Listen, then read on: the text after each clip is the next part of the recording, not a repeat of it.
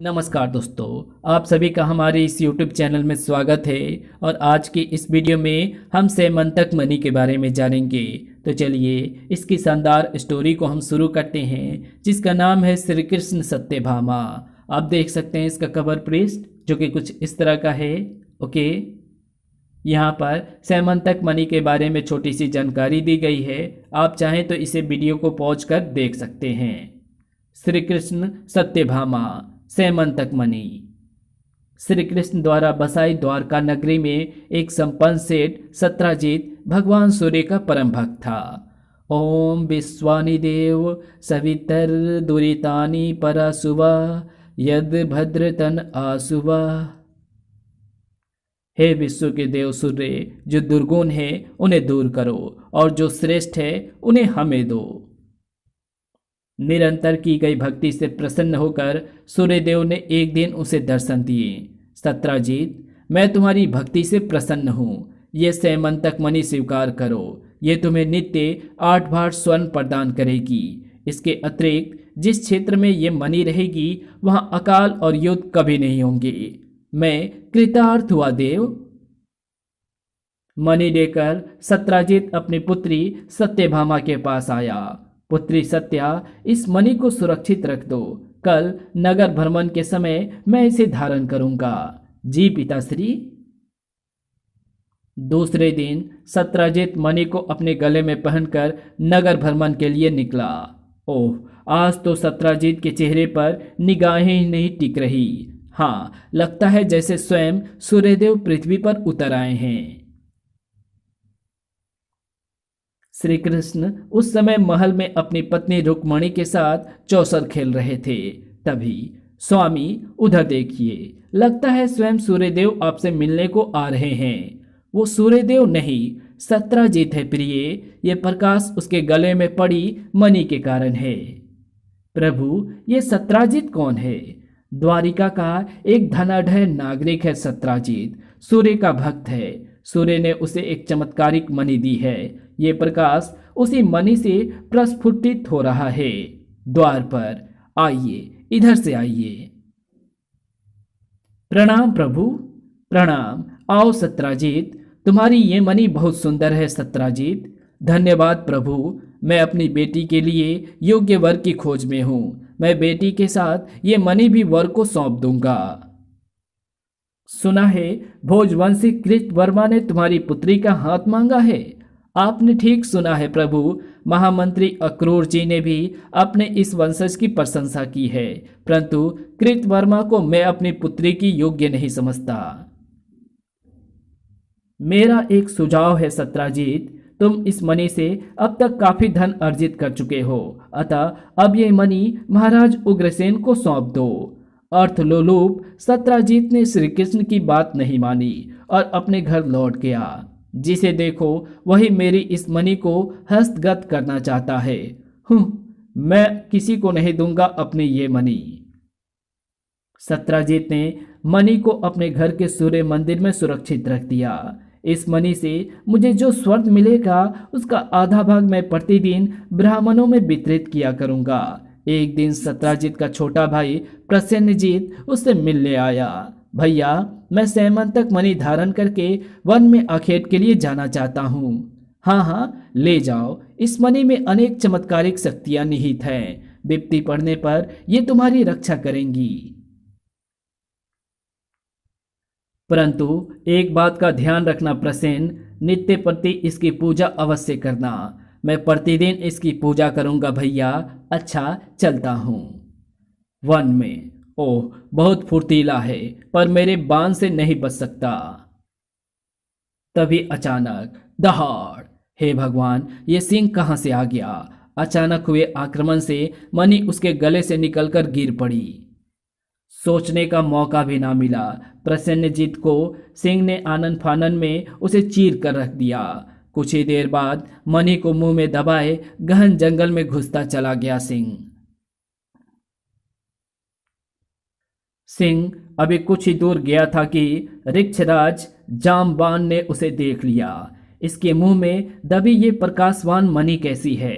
सिंह के निकट पहुंचते ही जामवान झपट पड़ा उस पर। बात की बात में उसने सिंह को मार डाला और मणि अपने अधिकार में कर ली। अब इससे मेरे बच्चे खेलेंगे। उधर द्वारका में भाई के साथियों से पूरा समाचार जानकर सत्यजित क्रोध में भरा श्री कृष्ण के पास पहुंचा। कृष्ण, मणि के वास्ते मेरे भाई की हत्या तुमने ही कराई है। तुम्हें निश्चय ही कोई भ्रम हुआ है सत्यजित। मैंने ऐसा जघन्य कृत्य नहीं किया। फिर भी मैं वन में जाऊंगा और सत्य का पता लगाऊंगा। वन में निश्चय ही उसे सिंह ने मारा है। सत्यजित व्यर्थ में आपका नाम लगा रहा था। शेर के पैरों का निशान देखते हुए वे आगे बढ़े। आओ, हमें उस मणि का भी पता लगाना है। चलते चलते वे एक गुफा के समीप पहुंचे। लगता है किसी विशाल जानवर ने इस सिंह को मारा है और मणि भी उठा ले गया है। तुम लोग यहीं रुको, मैं इस गुफा में जाकर देखता हूं। हम भी आपके साथ चलेंगे प्रभु। कृष्ण ने किसी को साथ नहीं लिया और अकेले ही उस भयानक गुफा में प्रवेश कर गए। इस अंधेरी गुफा में ये प्रकाश कहीं सैमंतक मणि का तो नहीं। गुफा के गर्भगृह में वही है, पर इससे तो ऋक्षराज के बच्चे खेल रहे हैं। बच्चे को उत्तेजित किए बिना ही मणि को प्राप्त करना होगा। अचानक क्री क्री क्री शोर सुनकर जाग उठा जाम्बवान। क्या है, क्यों शोर मचा रहे हो? इस व्यक्ति ने हमारे खेल में बाधा डाली है। कृष्ण आगे बढ़े। ऋक्षराज जाम्बवान, ये सैमंतक मणि सत्यजित की है। मैं इसे लेने आया हूं। ये मेरे बच्चों का खिलौना है। मैं इसे नहीं दूंगा। छीन कर ले जा सकते हो तो ले जाओ। दोनों में मल युद्ध छिड़ गया। ये मणि तो मुझे चाहिए ही। ऋक्षराज, इसे ले जाकर मैं कलंक मुक्त होना चाहता हूं। मुझसे जीत पाए तभी ले जाओगे। 28 दिनों तक दोनों में विविध प्रकार से भयंकर युद्ध चलता रहा। बस बहुत हो चुका ऋक्षराज। कृष्ण के हाथों तुम बच नहीं पाओगे। कृष्ण। अचानक गुफा गायब हो गई और प्रभु, मैं आपको पहचान नहीं पाया। मुझे क्षमा करें। ये मणि भी आपकी और मेरी ये बेटी जामवंती भी आपकी। मुझ पर कृपा करें प्रभु। इसमें तुम्हारा कोई दोष नहीं ऋक्षराज। विपरीत काल में प्राणी की बुद्धि अस्थिर हो जाती है। कृष्ण ने ऋक्षराज जामवान को गले से लगाया तो उसके सारे जख्म स्वतः ही ठीक हो गए। प्रभु, जामवंती को विदा करके आज मेरे सारे भार उतर गए। ऋक्षराज, कन्या तो लक्ष्मी होती है, उसे कभी भार नहीं समझना चाहिए। कृष्ण जामवंती को और सैमंतक मणि को लेकर द्वारिका लौटे। अरे कृष्ण, कहाँ थे पुत्र? हम तो चिंतित हो उठे थे। आपके लिए बहू लाने गया था नाना श्री। ये जामवंती है माते, ऋक्षराज जामवान की पुत्री। देवकी ने परंपरागत रूप से वर वधू का स्वागत किया। घर में प्रवेश करो पुत्री, तुम्हारा स्वागत है। अगले दिन कृष्ण ने राजसभा में सत्यजित को बुलाया। ये रही तुम्हारी मणि सत्यजित, इसे मैंने ऋक्षों के राजा जाम्बान के यहाँ से प्राप्त किया है। सारा वृतांत सुनने के बाद सत्यजित लज्जित हो उठा। प्रभु, मुझसे बड़ी भारी भूल हो गई है जो मैंने आप पर संदेह किया। मुझे क्षमा करें और इस मणि के साथ मेरी कन्या सत्यभामा से विवाह भी स्वीकार करें। नहीं सत्यजित, मणि तुम अपने पास ही रखो और विवाह करने की मेरी किंचित भी इच्छा नहीं है। परंतु परिजनों के आग्रह के आगे कृष्ण की एक नहीं चली और उन्हें सत्यभामा से भी विवाह करना पड़ा। विवाहोपरांत ये मणि मैं अपने पास नहीं रखूंगा सत्यजित, ये सूर्य भक्त के पास ही रहनी चाहिए। जैसी आपकी इच्छा प्रभु। इधर भोजवंशी कृतवर्मा अपने वैभवशाली विलास भवन में अपने तातश्री अक्रूर से एक गुप्त मंत्रणा में व्यस्त था। तातश्री, सत्यभामा से विवाह करके कृष्ण ने मेरी भावनाओं को कुचल कर रख दिया है। मैं इसका बदला अवश्य लूंगा। समय बड़ा बलवान है वत्स। सत्यभामा न सही, पर सैमंतक मणि फिर से सत्यजित के पास पहुंच गई है। वो कैसे तातश्री? कृष्ण स्वयं देकर आए हैं। वो आज हस्तिनापुर जा रहे हैं। हस्तिनापुर? वो किस लिए? क्या कौरव पांडव में फिर कोई झगड़ा हुआ है? झगड़ा तो अब खत्म हो गया है वत्स। संदेश आया है कि कुंती और उसके पांचों पुत्र लक्षागृह में जलकर मर गए। नहीं, ये सत्य नहीं हो सकता। मुझे इसमें कौरवों की किसी कूटनीति की गंध आ रही है। तुम उस गंध को सूंघना बंद करो वत्स। उस अवसर की गंध को सूंघो जो तुम्हारे सामने खड़ा है। कैसा अवसर तातश्री? देखो, कृष्ण हस्तिनापुर जा रहे हैं, जल्दी लौटेंगे भी नहीं। ऐसे में तुम सतधनवा की मदद से सेमंतक मणि प्राप्त कर सकते हो। अवसर तो अच्छा है तातश्री, सतधनवा तो मेरी मुट्ठी में है। मणि प्राप्त करते ही हम सतधनवा को द्वारिका से कहीं दूर भगा देंगे। सतधनवा अत्यधिक क्रूर और पापी था। ये लो सतधनवा, ये सहस्त्र स्वर्ण मुद्राएं तुम्हारी है। मुझे हर हाल में वो मणि चाहिए। समझ लो, वो मणि तुम्हें मिल गए कृतवर्मा। उसी रात सत्राजीत के घर पर। कौन? सतधनवा तुम? हाँ, मैं। ये मणि आज से मेरी है। आ सत्यभामा को पिता की मृत्यु का समाचार मिला तो पछाड़ खाकर गिरी। हाँ पिताश्री, साहस से काम लो पुत्री। सैमंतक मणि भी गायब है। लगता है मणि के लिए ही सेठ की हत्या की गई है।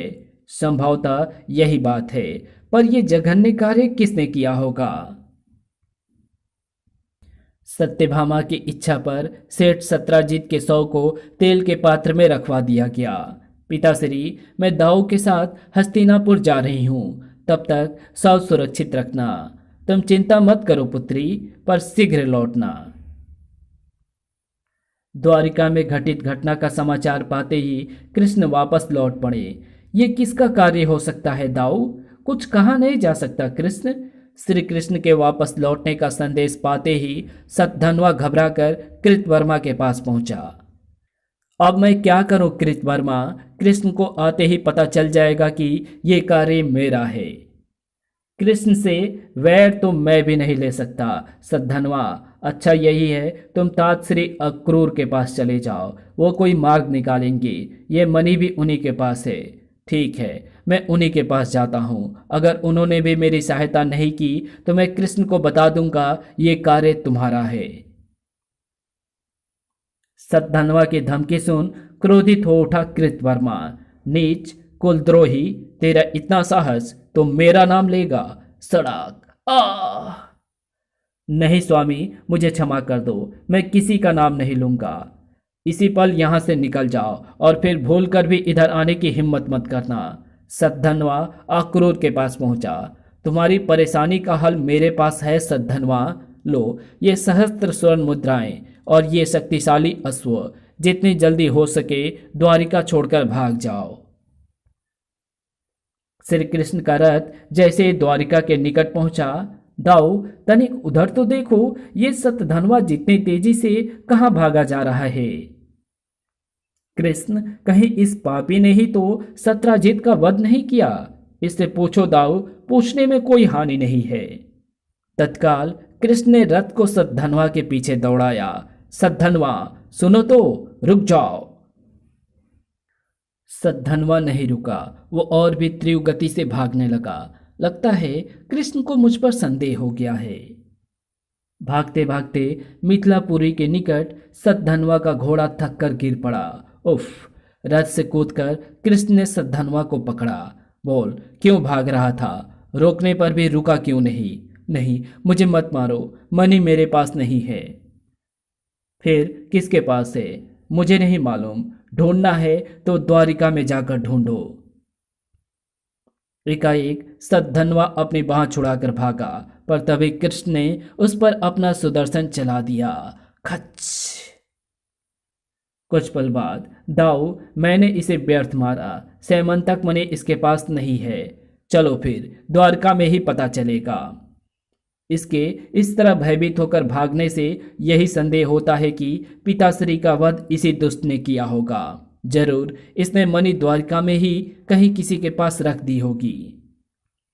द्वारिका लौटकर कृष्ण बलराम ने सत्राजीत का दाह संस्कार पूर्ण सम्मान से किया। सद्धनवा के मारे जाने का समाचार पाकर कृतवर्मा और अक्रूर द्वारिका छोड़कर भाग निकले। वत्स, जितनी जल्दी हम द्वारिका से दूर निकल जाएं उतना ही अच्छा है। तातश्री, मणि की शक्ति हमारे साथ है, भयभीत होकर भी क्या होगा। सैमंतक मणि के द्वारिका के बाहर जाते ही द्वारिका दैविक भौतिक अनेक प्रकार के कष्टों से घिर गई। लोग त्राही त्राही करने लगे, हे द्वारिकाधीश हमें बचाइए। नित्य प्रति अपनी आंखों के सामने अपने लालों को मरते हम नहीं देख सकते। प्रभु, ऐसी महामारी पहले कभी नहीं देखी। हे माधव, जब से सैमंतक मणि गुम हुई है पूरी द्वारिका दुखों में डूब गई है।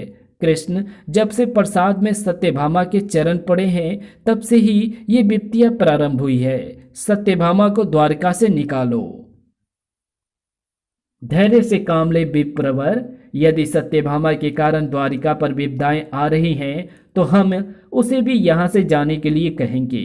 अभी हम महामंत्री अक्रूर को ढूंढवा रहे हैं, उनके आते ही निर्णय करेंगे। काफी खोजने के बाद अक्रूर जी का पता चला। चरण वंदना करता हूँ तातश्री, आप कहाँ चले गए थे? आपके जाते ही यहाँ विपत्तियां टूट पड़ी। मैं तीर्थ यात्रा करने गया था। रात्रि में कृष्ण अपने कक्ष में अक्रूर जी से मिले। तातश्री, आपके वापस आ जाने से द्वारिका में फिर से शांति छा गई है। आप धर्म के पालक हैं। सद्धनवा ने जो सैमंतक मणि आपके पास छोड़ी है ये उसी का प्रभाव है। परंतु तातश्री, भले ही वो मणि आप अपने पास ही रखें, पर एक बार दांव को आप उसे दिखा भर दें। वे सत्यभामा और जामवंती का भ्रम दूर करना चाहते हैं। उनका कहना है कि आपके पास जो मणि है वो असली नहीं है, पर मेरा कहना है ये कि जो मणि आपके पास है वही असली है। तभी तो आप नित्य प्रति सोने की यज्ञ वेदियां बनाकर यज्ञ करते हैं। आप तो पवित्र आत्मा हैं, आप भला असत्य क्यों कहेंगे? अक्रूर जी कृष्ण की बातों में आ गए। ये लो वत्स, देख लो, यही है ना वो मणि? हाँ, लगती तो वही है। हाँ स्वामी, असली मणि है ये। सत्यभामा के हाथ से मणि लेकर कृष्ण ने अक्रूर जी की ओर बढ़ाई।